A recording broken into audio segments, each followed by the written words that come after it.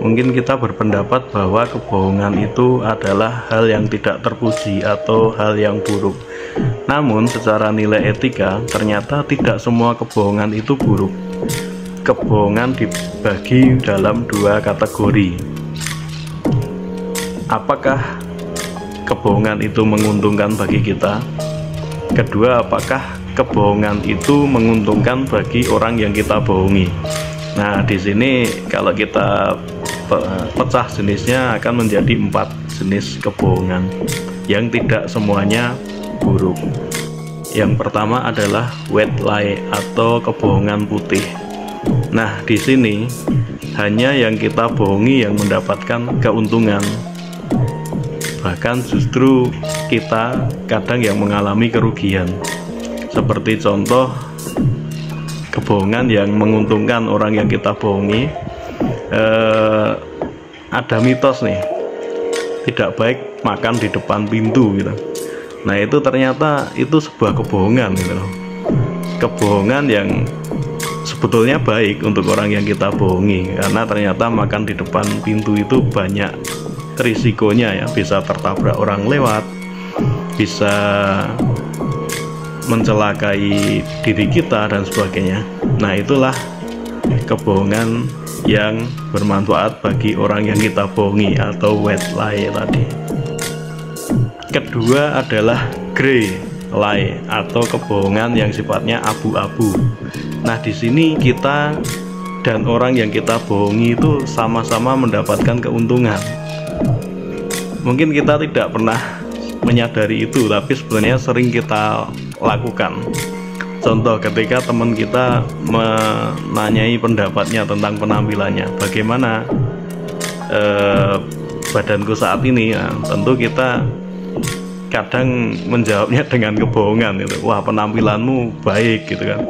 Wah, turun berat badannya gitu, makin cantik, makin ganteng dan sebagainya. Nah, sebenarnya kita bohong gitu. Tapi yang kita bohongi seneng gitu loh. Kita juga mendapat manfaat. Oh, teman kita seneng, kita juga ikut seneng gitu. Yaitu kebohongan abu-abu tadi.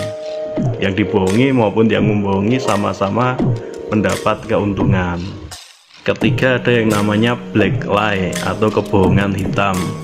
Nah, kalau ini dosa ya. Yang mendapat keuntungan hanya yang membohongi, atau kita berbohong yang dapat keuntungan hanya kita saja. Nah, ini dosa.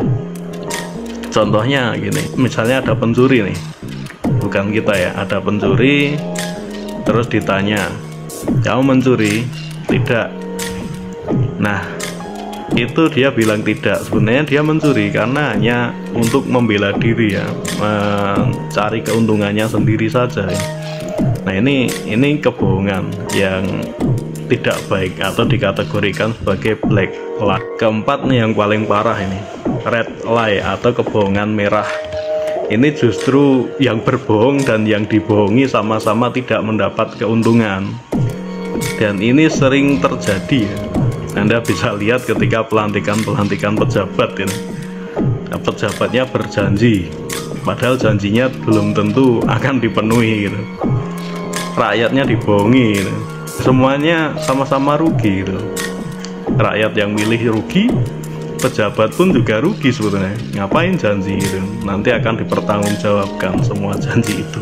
Itu yang disebut sebagai red lie. Jadi itulah 4 jenis kebohongan yang kita harus tahu gitu. Ada kebohongan putih, white lie, yang dibohongi yang mendapat keuntungan, kita tidak. Ada kebohongan abu-abu, sama-sama mendapat keuntungan. Ada kebohongan hitam, yang membohongi yang mendapat keuntungan, sedangkan yang dibohongi mendapat kerugian. Ada yang namanya red lie atau kebohongan merah. Sebetulnya ini sama-sama tidak ada yang mendapat keuntungan itu. Nah, mungkin itu saja yang bisa saya sharing kali ini. Salam.